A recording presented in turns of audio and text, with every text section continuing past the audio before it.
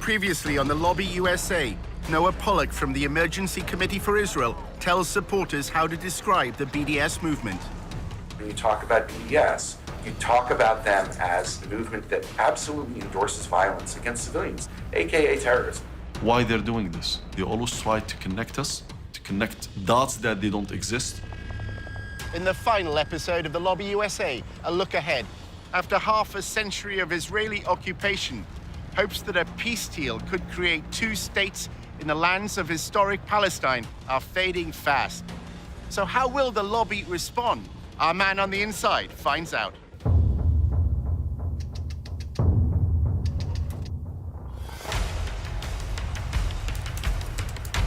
Using an undercover reporter, Al Jazeera's investigative unit infiltrates one of the most powerful lobbies in the world.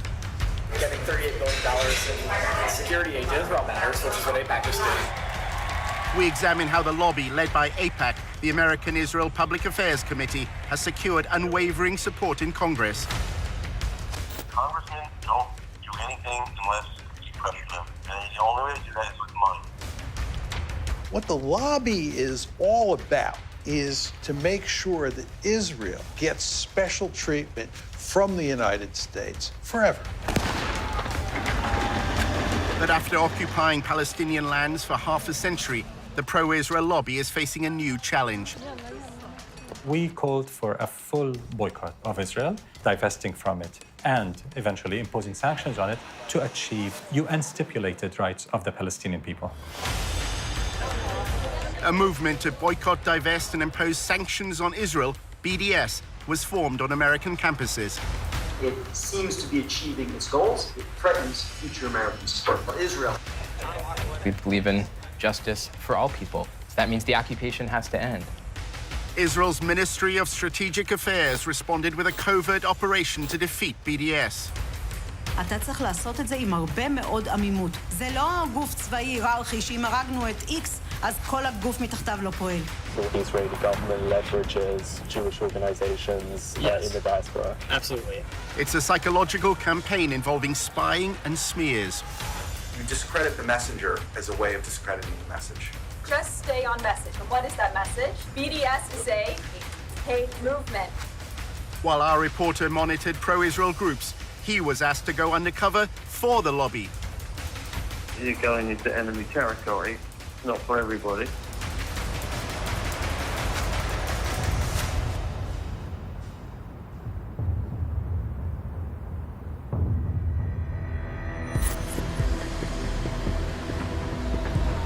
Our undercover reporter was attending a dinner at the annual conference of the Israeli-American Council in Washington. He met an American involved in the Israeli government's anti-BDS campaign. In my job, I get to work with every major news network, and I don't even do media. I do academic work. Every university president takes our calls, takes our meetings, works with us. There's a legitimate government organization.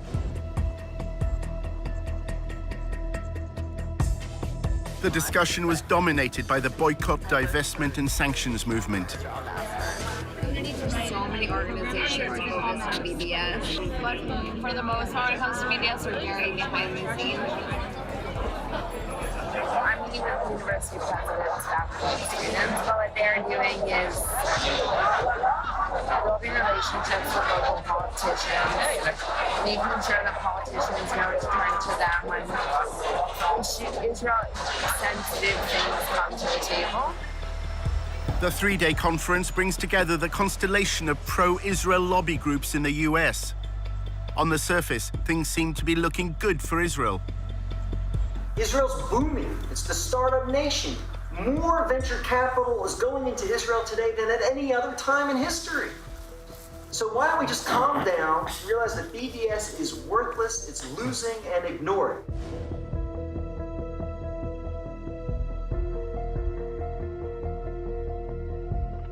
I don't think BDS was ever supposed to be about getting colleges to take their money out of Israel. So if we focus on the dollars, we could feel really good about ourselves. If we focus on the fact that an effort's being made to distance us, those who love Israel, from the rising generation, I think we need to worry.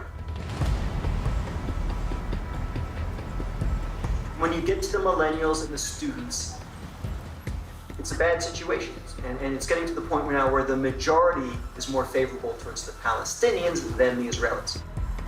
While numerous speakers discussed ways to combat BDS, the lack of civil rights for Palestinians living under Israeli control was not raised. Nobody talks about the reason why BDS exists at all. What's the model for the BDS movement? The model is South Africa. So, was that a bad thing to do?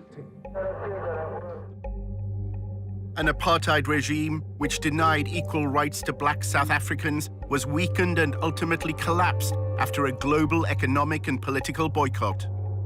They're worried that the BDS movement will get to the stature that the South Africa boycott got to. So they're trying to stop it now. Imagine if the apartheid regime of de Klerk were able to have a lobby in America that it was a crime to support that boycott. Imagine that. For nearly 2 decades, Israel's occupation was portrayed as temporary, while both sides pursued what's called a two-state solution. The two-state solution. This is where the Palestinians get a state of their own in the occupied territories, i.e. the West Bank and Gaza. But there's a problem. Jewish-only settlements have continued to grow within the boundary of a proposed Palestinian state. Successive US governments have openly doubted whether a viable Palestinian nation is either possible or necessary. The settler agenda is defining the future of Israel. And their stated purpose is clear. They believe in one state, Greater Israel. In fact, one prominent minister declared just after the US election, and I quote, "The era of the two-state solution is over." I'm looking at two-state and one state, and I like the one that both parties like. I'm very happy with the one that both parties like. I can live with either one. If the choice is one state, Israel can either be Jewish or democratic. It cannot be both. More and more people are beginning to buy into the argument that Israel is turning itself into an apartheid state. It used to be the case that the word apartheid was never used with Israel. In order to discredit the apartheid label, the lobby has launched a campaign to try to co-opt black South Africans. Black South Africans who were apartheid activists, who were brought to Israel, saw the reality, came home angry at BDS. They felt lied to. They felt that someone had tried to steal their narrative.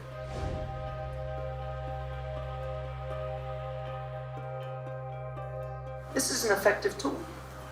Bringing these black South African, former BDS activists, now Israel supporters to American campuses. During his volunteership, Tony learned that the Israel Project has been developing a strategy called Stop Stealing My Apartheid. The plan is to feed articles written by black South Africans into the American media, claiming that BDS has distorted their history. If you're disgusted by segregation in this country, if you're disgusted by South African apartheid, then you should also be disgusted by Israeli apartheid. Another workshop was addressed by Israeli diplomats from consulates in the US. Black Lives Matter had attracted particular criticism after voicing support for the BDS movement. It appears that Israel's diplomats may be trying to challenge the apartheid label by canvassing support amongst African Americans. The major problem of Israel is with the young generation of the black community. Black Lives Matter starts there.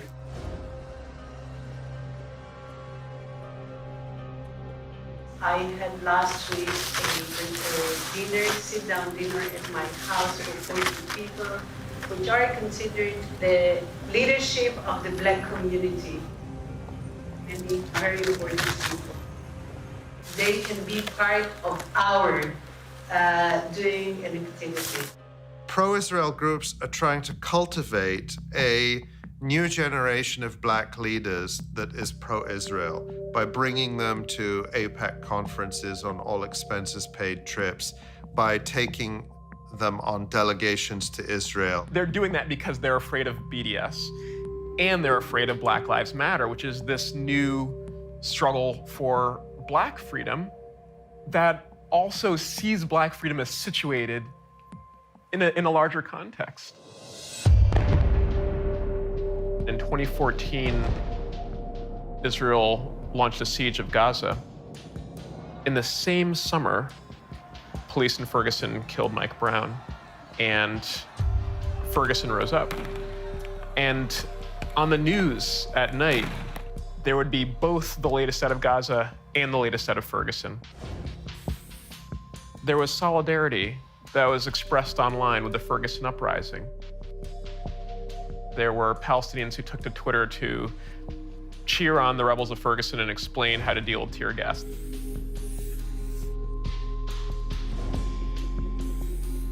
Israel's diplomats have responded by evoking the legacy of Martin Luther King, claiming that the campaign for Palestinian civil rights bears no resemblance to the civil rights movement in America. Dr. Clarence B. Jones, who wrote the draft speech for Martin Luther King, I Have a Dream. He was his lawyer, he was his close friend. He was somebody that I reached out to. He became a very close and personal friend.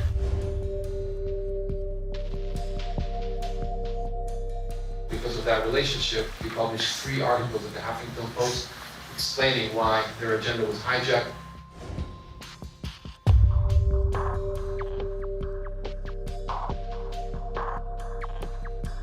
Martin Luther King will turn in his grave if he saw the anti-Israel tendencies or policies that are starting to emerge in Black Lives Matter.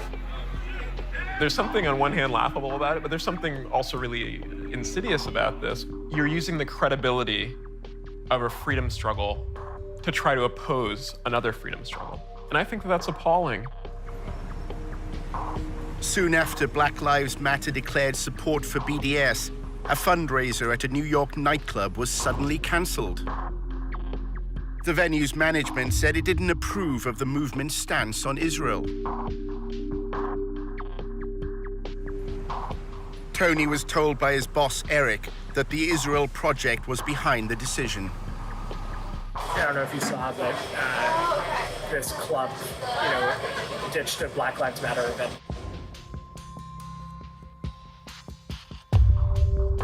One of our donors, we just put in a call to him, and then he put in a call to the police.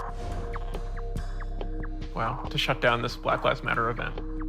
I think it's really appalling that a system in Israel has devised incredible and comprehensive ways to have a violent regime against Palestinians, that they would also invest resources into making sure to shore up support for that oppression here. One evening at the IAC conference, Tony met a prominent activist. He's associated with the hardline trend in the pro-Israel lobby. Noah Pollock argues that tough tactics are needed to counter the apartheid label. The activism has to be very provocative and attention-getting, and just total no given. We're going to be more pro-Israel than you can even imagine, just to provoke everyone.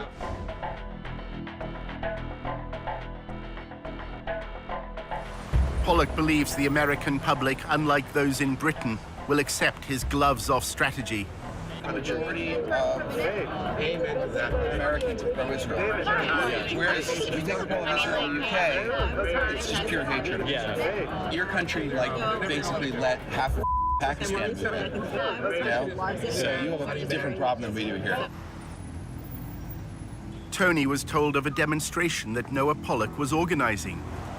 A bus took protesters to an event organized by the pro-BDS movement, Students for Justice in Palestine. Hey man, I'm Tony. Marshall. Nice to meet you.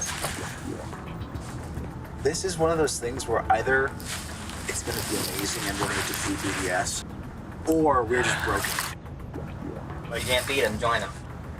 I'm obsessed with winning, so I just want to win. So I want to win something. They don't win anymore. The protesters are on a fellowship program run by a conservative think tank called the Hoover Institution. The whole fellowship is describing it. It's you guys are being foot soldiers of conservative movement. This is actually the first foot soldier activity that I think we've been forced to do. Tony, what's your connection to the conspiracy that we're all part of? Yeah, the Israel Project. So you can't not come. Their plan is to disrupt the National Conference of Students for Justice in Palestine. Marshall said that the pro-Israel protest had been poorly planned. It's a very fly-by-the-pants procedure. It was basically just like Noah Pollock coming and being like, look, there are these jihadis who basically support suicide bombing, and they're at a campus, and you have to stop them. A chance to shout at Arabs? As we're leaving, we mentioned to our boss yesterday that we're going. She's like, oh yeah, that's mandatory. You need to go.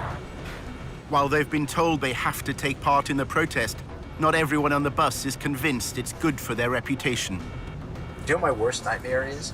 I'm actually not kidding. It's a photo of Dion and I together, and we're just like clearly identifiable. And they're like, "Oh, who are these like traitors who sold out to the Jewish conspiracy for money?" I'm like, "We did. We cost $50,000 plus benefits." As the bus leaves, they discuss whether there's any point in staging the protest. I'm just skeptical. Of using the protesting tactic against them? That's not our demographic. They don't like The reason protests work is when like the people involved really care about it and like want to be there. But then what are we supposed to do? Because they keep existing and they keep expanding, and no matter how many lawmakers come out against BDS, they keep growing. Well, no, you're right. Like, we should do something, but at the end of the day, like, the notion that the right is ever going to dominate any sort of campus protest is ridiculous. You can't just let them. No, I'm not saying that. I'm just saying. And that's what happened. If I were a high-level Jewish donor, I would be like a little more realistic about the expectations. So what would you do if you were a high-level Jewish donor? I continue to do what you're doing, which is focusing on the actual power structures themselves. Like, the reality is there's not a single college president in this country that would actually sign BDS. There is not a single... They all allow SGP to exist on their campus. Because of free speech, they cannot let them. So what are they supposed to do about it? When a protest is sponsored and organized by outsiders, but made to appear like a popular grassroots movement, it's known as astroturfing. They did a really job of getting me excited to show up and protest. It's kind of the way you're putting it kind of sounds a bit like astroturfing. No. This is astroturfing. No, this is actually the definition. There's a bus. What does that mean? So it's when you set up things. It's the difference between grassroots and astroturf. You're taking corporate money and you're manufacturing the image of a grassroots movement with corporate money by basically paying people to appear as activists. It just shows how little actual grassroots power they have and how all of their power is at the top. It's not that astroturfing is wrong, it's just that like your astroturf has to be like committed. You shouldn't have fellows saying, like, honestly, this is bad for my political career. The bus arrives at George Mason University, where Students for Justice in Palestine is holding its national conference. But the protesters can't find the conference hall. They just pull over and ask, hey, where are all the jihadis? The driver sees two students and stops to ask directions. One is wearing a headscarf. Wait. Oh, no. Come on. What? We're like, back to DC! Back to DC! I believe the comments said. Okay. No, go. Excuse me? Do you know where the Johnson Center is?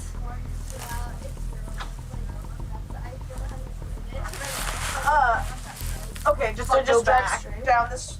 Okay, thank you. That was problematic. So this is off to a good start.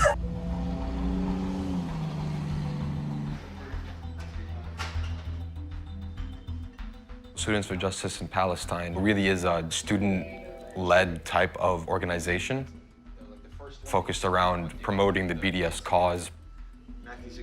We have workshops on how to run a divestment campaign, finding intersections on campus, building alliances. Right now, Palestine has been essentially normalized on campuses. The bus finally arrives. Jen.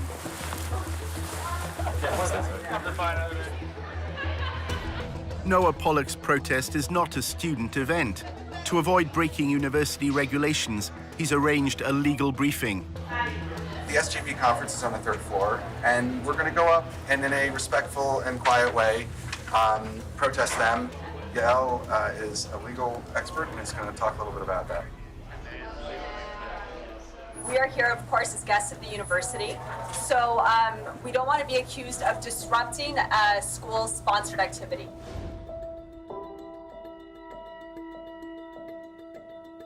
It is against the law to use abusive or violent language, so we're going to use peaceful, good language.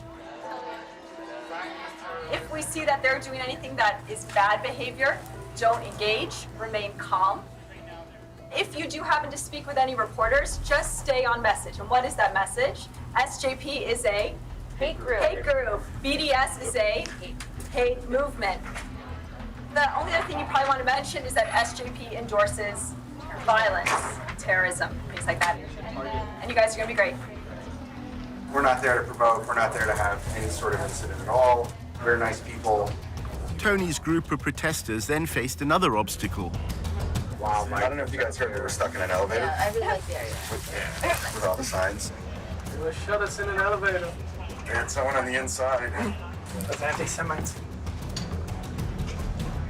We start seeing groups of people coming towards us who don't seem familiar, and then brandishing Israel flags and then posters and signs. We have our people. Freed from the elevator, Tony joined the demonstration. No, I'm not. We support democratic society, but if you don't want to, we denounce extremist groups. Hey, SJP, what do you think of this? You agree? Resistance? Child suicide bombers? How do you respond to such a wild accusation that's not grounded in anything and that's just designed to shift attention? Oh wait, we support suicide bombers. That's ridiculous. Before that, social justice left supports radical terrorism. You don't want dialogue? We're here to talk to you. Turn your back. You'd think if like they were gonna do, they'd try to shake it up and mix it up with new accusations. We don't support radical Islamic terrorism in this country. We don't support suicide bombers. Cowards who kill children and women. They leave orphans. We don't support that. Kill babies in strollers. That'll bring peace.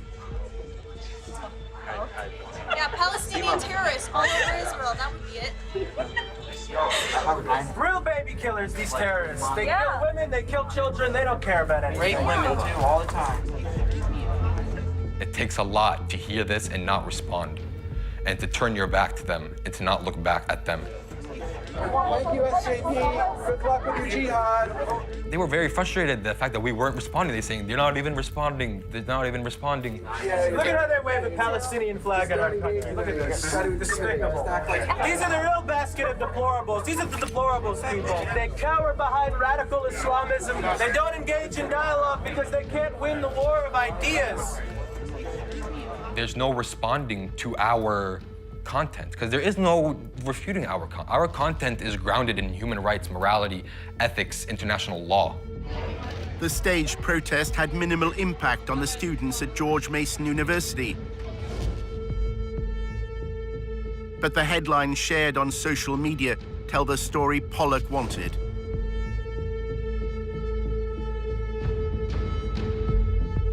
Yeah, let's head back to headquarters for debriefing and cocktails. In part 2, a looming crisis for the lobby. AIPAC is not representative of the American Jewish community. There used to be actually widespread public support for Israel in the United States. The foundation that AIPAC sat on is rotting.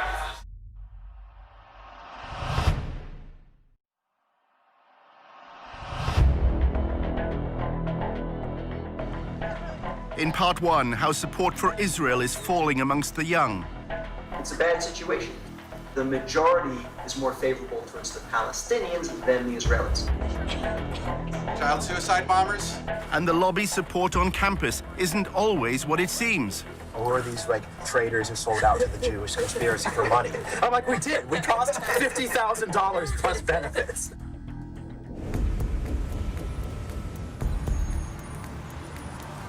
Tony went to see his boss at the Israel Project, which is known as TIP, for brunch. Eric told him why Jerusalem is a favorite hub for journalists covering the Middle East. One of the reasons why Israel's covered disproportionately is the overwhelming majority of journalists covering the Middle East are based in Jerusalem.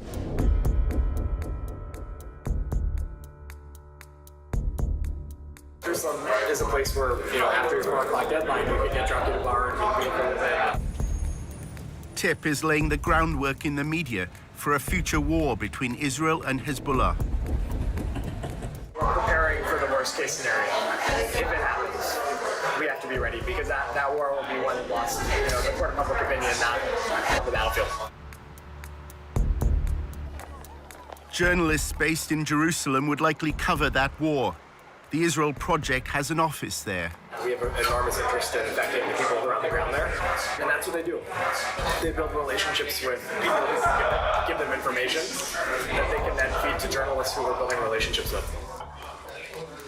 And so Luar is a staff of about like 20 people.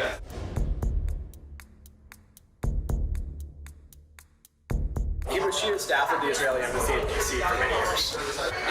He's a veteran of Israeli politics, but he was like spokesman for a bunch of government ministries. So he's got a real expertise in dealing with the press.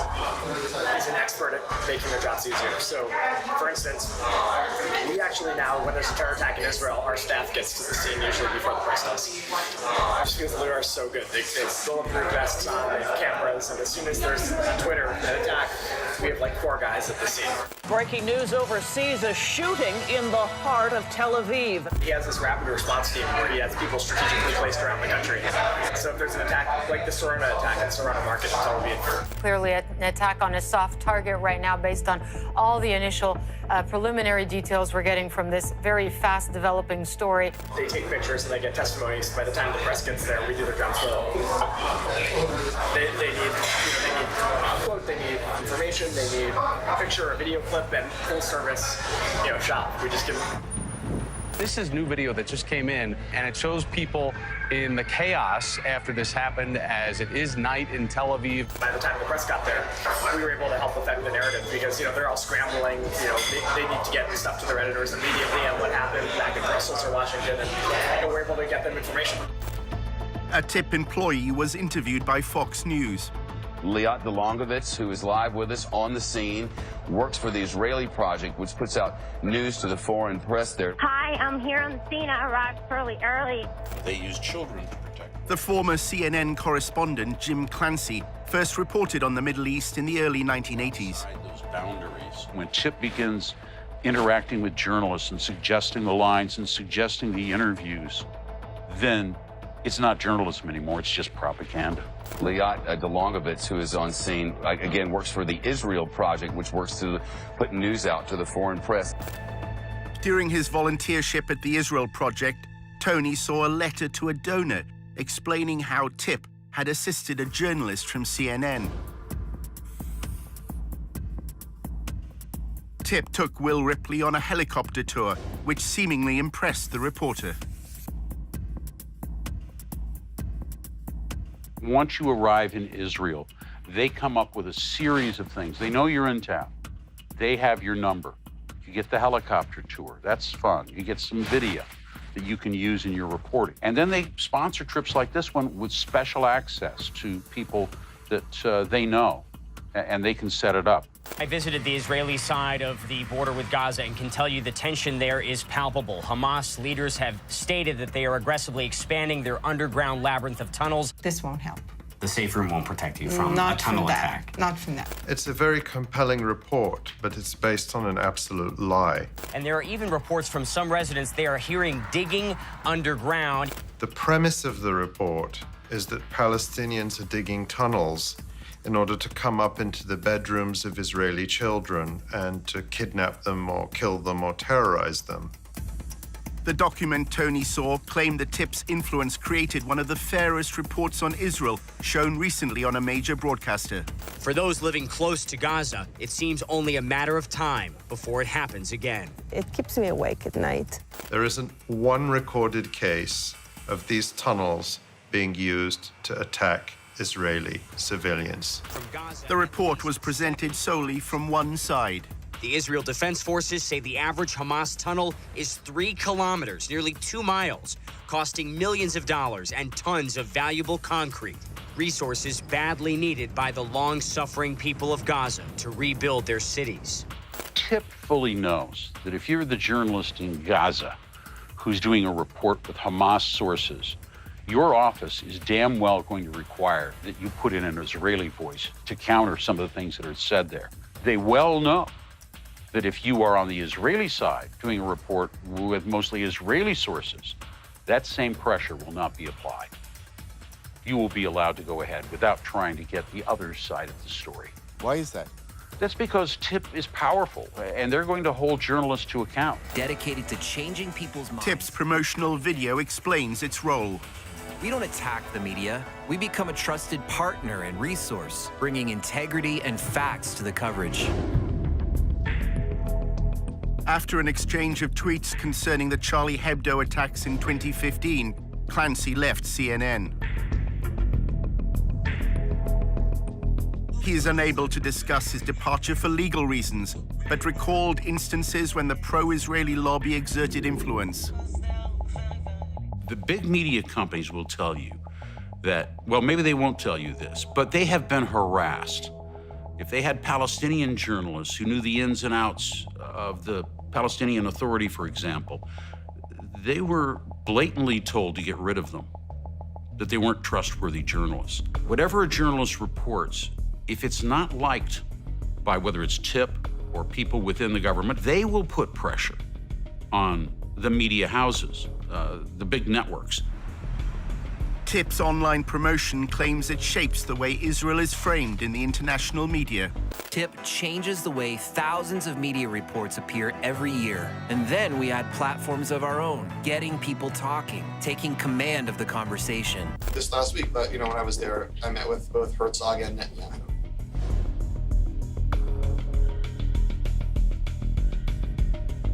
We exist to kind of articulate the reasons that the notion of a Jewish state is a good thing for us as Americans, and it's a good thing for Jews, and a good thing for Israel, and a good thing for the West, and a good thing for everybody. Block describes the pro-Israel lobby as a three-legged stool, propped up by influencing Congress, shaping policy through think tanks, and thirdly, TIP's role, managing the public discourse. You've got the lobbying, the politics, and you've got the ideas and think tanks, but you can't define the meaning of those ideas. Other people are doing it for you, then the third leg of the stool isn't there and it falls over. He's brilliant in like a mad scientist sort of way. He was AIPAC spokesman, and he was like the troublemaker. He's always breaking the rules, but always getting done. He's very effective at strategic communications and dealing with journalists. At AIPAC, he was the man. I mean, he could get anything on the front page of the Washington Post. The most effective thing you can do in Washington is both explain your point of view and explain why other people disagree with it. Everybody knows that people come with perspectives. Reporters and people, they live in a sophisticated world. But the question is, are you credible? The Israel Project gained notoriety in 2009 after an internal policy document was leaked. It was a phrase book for pro-Israel advocates. Key phrases, words that work, were determined from focus groups. Israel wants peace. I want peace. We want to move forward in peace. We want to start negotiations immediately.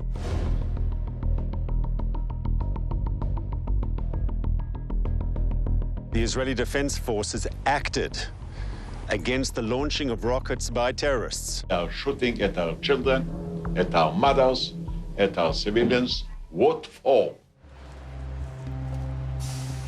Stuff that's data-driven. We do a lot of polling. Every month we do a national poll, exactly looking for these kinds of messages that work.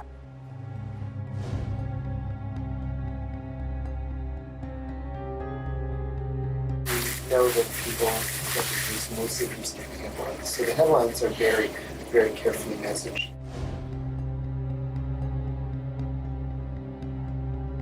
If all Palestinians can be referred to as terrorists, as in a terrorist attack, they've won a battle. They've won a battle because that headline will be seen by probably 50 times more people than those who actually went into the article and read the details about it. You don't have any reporters, you just have three people who churn out carefully crafted headlines with article text that convinces you that the headline is true. They understand that it's just the 5-word headline or the 6-word headline that carries the message. The point is never to get to the real debate. Why is Iran so happy about the Iran nuclear deal? TIP's social media videos had apparently shifted public opinion on the Iran nuclear deal. The American public started out being in favor of the deal and is now against the deal. It was everything from viral videos, 10-second videos. You can send me the greatest article you want about the Iran deal, but I promise you that a 10-second video will get 1,000 times. People aren't reading as much, they're not interested. In fact, history's a little bit bunk. A lot of people kind of come up now and there's this notion of postmodernism and nothing is true anymore. We are at this sort of interesting moment in time where we need to understand what it is that affects people's understanding and perceptions about what's right and what's wrong and how they work. This visual stimulus and stuff. How are people learning things? During his volunteership, Tony read an annual report to TIP's board of directors. It lauded their social media coverage of the 2016 shooting at Sarona Market in Tel Aviv. It said TIP's video was the most watched online content about the attack.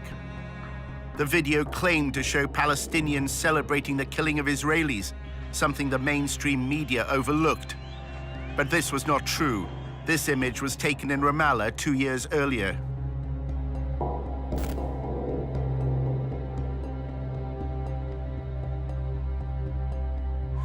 There are also other things that we do that are completely off the radar. When we work together with a lot of other organizations, we produce content that they then publish with their own name on it. The Israel Project is supplying what it calls white label, that is unbranded content, to other outlets. We're putting together a lot of pro-Israel media through various social media channels that aren't the Israel Project's channel.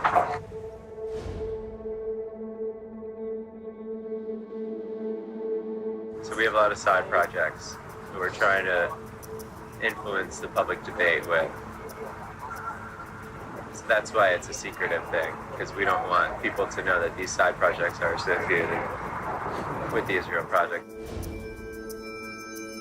TIP runs a collection of Facebook communities that cover topics ranging from history and the environment to current affairs and feminism.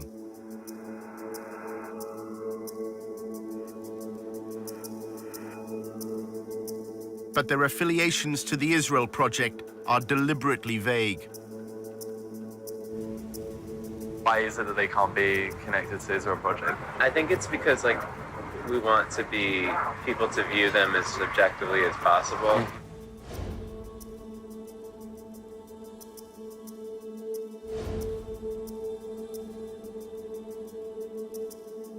We have a team of 13 people, and we're working on a lot of videos, explainers. A lot of it is just random topics, and then maybe 25% of it would be Israel or Jewish states.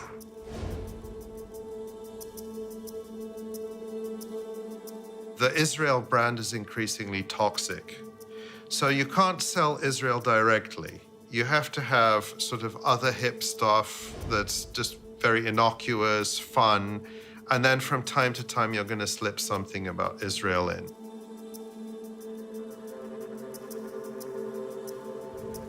Is the idea that all the rest of the non-Israel stuff is to allow the Israel stuff to pass better? That's the key thing? Just that we want to blend in everything. TIP's mission is to eliminate any mention of apartheid and occupation. Don't look here, look over here. The visual medium is trumping words. More image, more visual, more accessible, heavy thinking is done.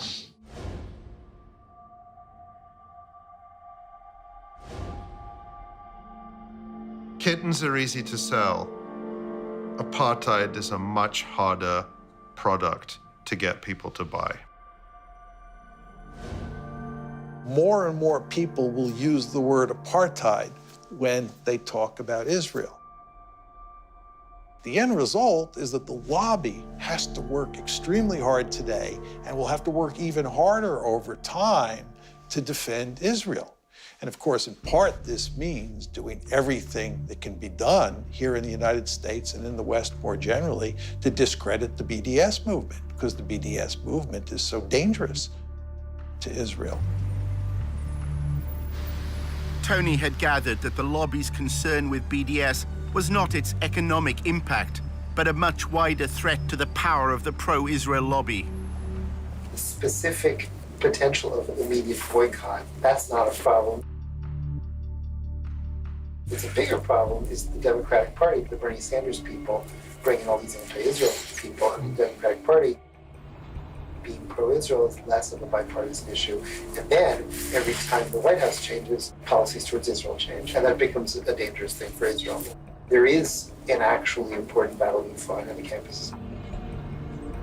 For half a century, bipartisanship has been the cornerstone of AIPAC's success, as its website video explains. By some measures, Democrats and Republicans are more divided today than at any other time in the last 2 decades. But America's support for Israel transcends partisan politics. So when it comes to strengthening America's relationship with Israel, support must come from both sides of the aisle. That's where AIPAC comes in. What's begun to happen over the past decade is that support for Israel has begun to wither away in the Democratic Party. And in contrast, support for Israel in the Republican Party has begun to increase. And what you see is there is a substantial difference today in support for Israel in the two parties.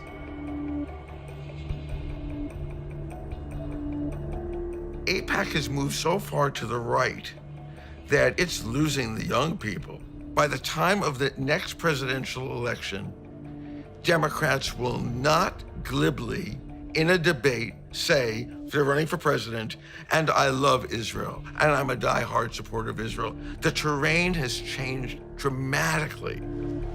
If you look at the changing demographics in the United States and what people's views are towards Israel and Israel's policies, it's only a matter of time before that trickles up to elected officials. I think it's inevitable. The kind of shift they fear is the one that happened over same-sex marriage. You know, it was only a short few years ago that high majorities in the United States were opposed to same-sex marriage. That change happened within the space of a decade. The Israel lobby will look at something like that and say it wouldn't take much for that kind of historic sea change to happen with respect for US support for Israel.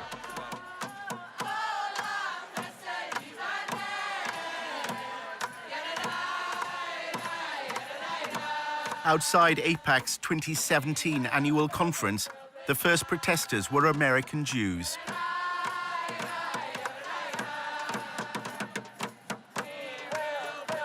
AIPAC is facing a challenge from the constituency whose views it was formed to represent. AIPAC does not represent the American Jewish community. A majority of American Jews are opposed to the policies of the State of Israel.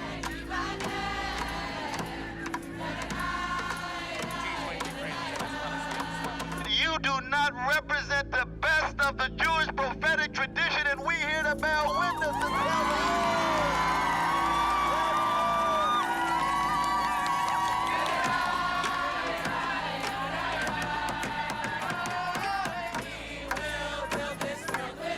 One of the groups involved was Jewish Voice for Peace. The work that Jewish Voice for Peace does is grounded in Jewish tradition, the most basic Jewish and human values that every single person has inherent worth and dignity and should be treated with respect. We then see what's happening to Palestinians, the occupation, the displacement, the inequality, and say we need to end those things. Or that they must attack You know, they're all crazy for no liberals. reason. And as far as I'm concerned, American Jews had one job, which was to preserve Jewish identity from one generation to the next. They failed. So I don't think they have any place to be telling Israel what's what. And if they choose to stop giving money to Israel, Israel will find money elsewhere.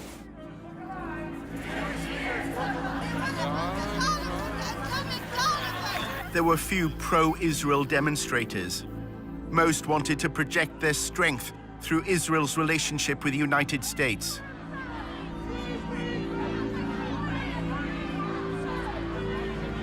The Jewish Defense League, with its distinctive yellow insignias, was a small but threatening presence. Its members later attacked a Palestinian-American man.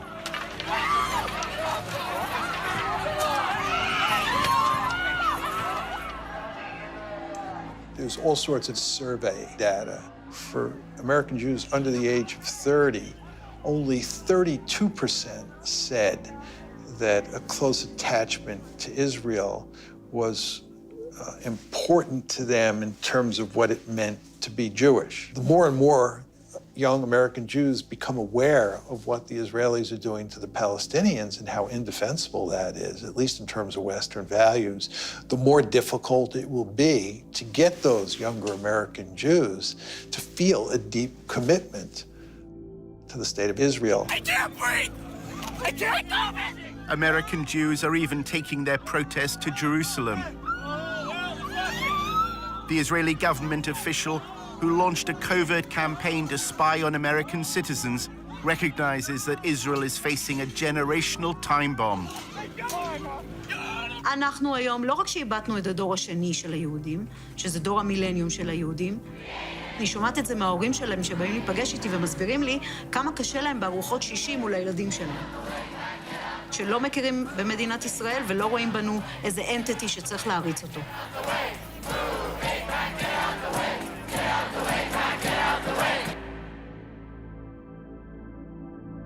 During Tony's volunteership at TIP, his supervisor, Eric, said he's looking to a future when the pro-Israel lobby will be unable to rely on AIPAC's influence in Congress.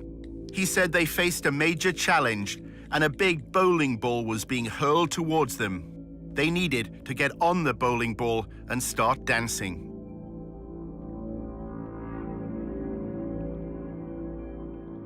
You can prove that AIPAC is suffering from some of the trends in public opinion that are affecting the Democratic Party. AIPAC's supply. It's slipping very, very quickly among Democrats. They're not going to be able to maintain the bipartisan support. So I always say that the foundation that AIPAC sat on is rotting. And that's, there used to be actually widespread public support for Israel in the United States. And so I don't think that AIPAC is going to remain as influential as it is. I don't think AIPAC's the tip of the spear anymore, which is worrisome because who is?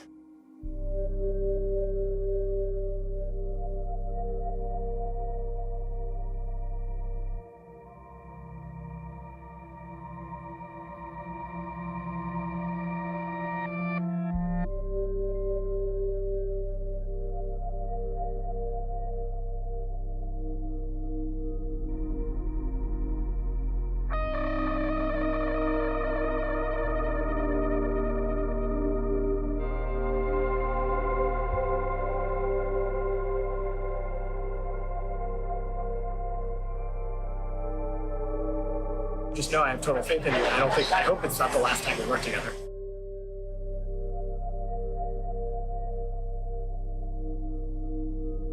Full disclosure, I would love it if you came to work for me. I need someone who is like a team player, hardworking, excited, passionate, curious, well-rounded, well-spoken, well-written. You're all of those things.